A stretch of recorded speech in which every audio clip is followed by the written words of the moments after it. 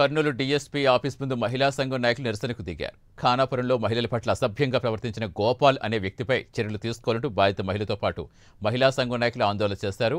పొలం పనులకు వెళుతున్న మహిళపై గోపాల్ అత్యాచార యత్నాన్ని ప్రయత్నించారని, గతంలోనూ ఊర్లో మహిళల పట్ల అసభ్యంగా ప్రవర్తించారని ఆరోపించారు. గోపాల్పై చర్యలు తీసుకోవాలని డిమాండ్ చేశారు.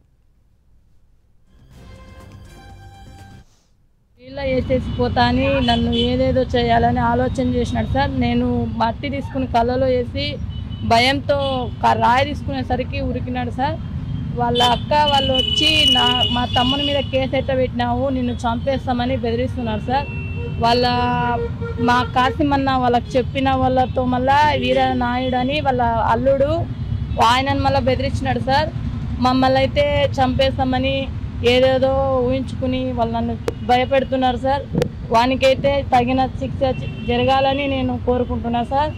వాడిని అయితే వదిలిపెట్ట